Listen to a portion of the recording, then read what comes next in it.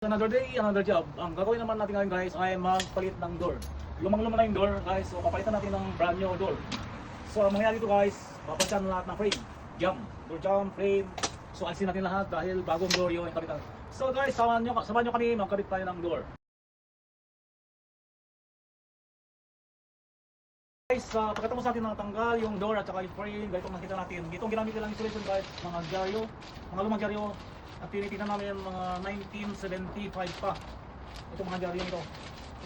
So, siguro nung panahon na yan ay wala pa lang insulation nung guys, kailangan natin, at saka walang kulang sa frame. So, kailangan natin maglagay ng panibagong frame.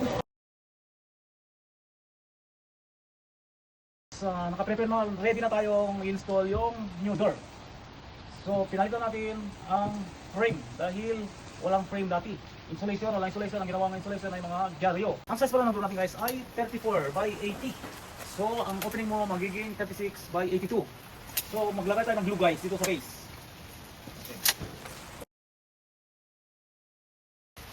Okay guys, na-install natin yung door saglit lang. Kung makita nyo guys, alam nyo kung bakit naglagay ako ng mga ganito dahil magdadagdag pa tayo ng jam. Ganun din dito sa kabila.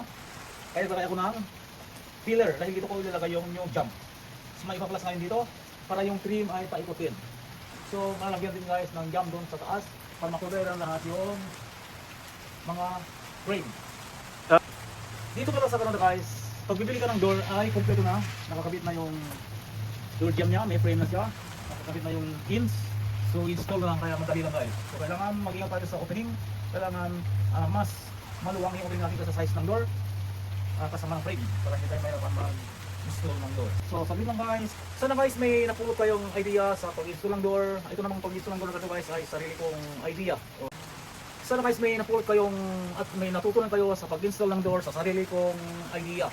So kayang-kaya nyong gayahin at kayang-kaya nyong gawin. Thank you guys for watching.